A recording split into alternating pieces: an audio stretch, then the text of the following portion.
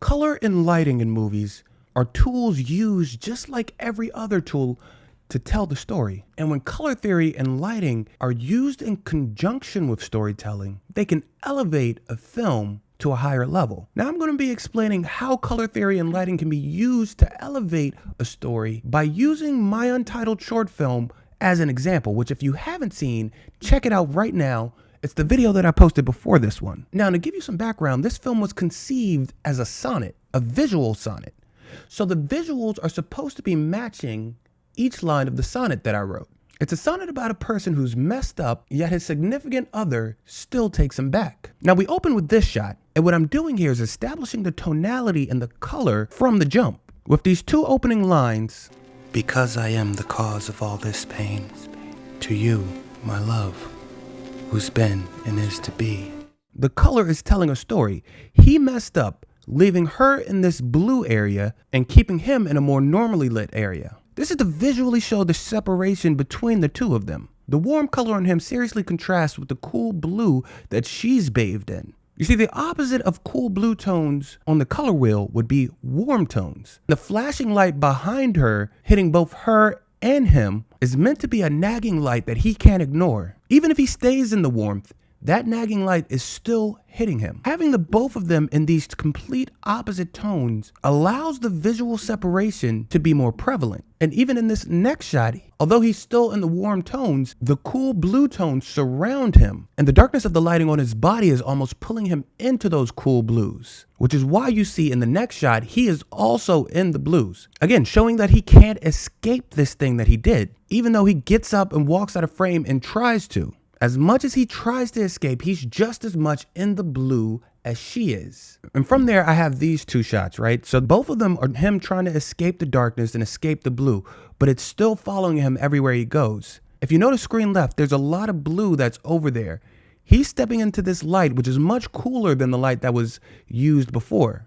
But more importantly, even as he steps into the light, the darkness is still swallowing him up. So he can be away from the blue that he caused, but the darkness is still surrounding him. Here, there are pockets of light that he can sit in, trying to feel comfortable, but again, he can't escape that blue and that darkness. And eventually he has to go back and deal with the consequences of his actions, which is where you get this shot where they're completely in silhouette. And the darkness of whatever he did has both of them. The darkness and the blue lighting are meant to represent both his actions and his feelings. The darkness representing his actions, the blue representing his feelings. He made her sad, now he's left alone in the blue to be feeling sad on his own. That is, until she comes back in. Now watch what happens here. I have her walk from the blue into that same warm light that we saw him in at the beginning, deciding of course to forgive him and pull him up out of the blue.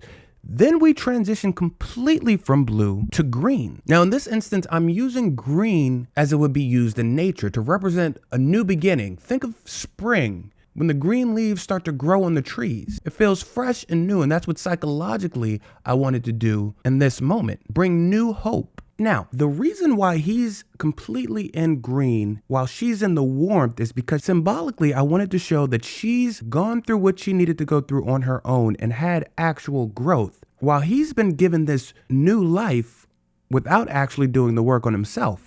Which is why she's never seen completely in green. She's only seen with the green behind her. She's gone through the new life and moved into the warmth. He's been giving the new chance, the new opportunity, but is stuck in it because he hasn't worked on it himself. It takes him a while to grow from his past mistakes. But finally, he gets his shit together. Finally, at the end, they're both in warm light. Now, these silhouettes are not accidental. I did them on purpose, and they're all connected. The silhouettes with warm light are meant to mirror the silhouettes with the cold blue light from earlier. Notice this shot, she's in silhouette with the blue behind her. Then with this shot, he has to come into the darkness that he caused and face the consequences of his actions. However, from darkness sometimes comes light. So that's why I flipped the silhouettes from representing dark moments to representing loving moments of them together. He comes into the frame from the same direction that she exited the frame before.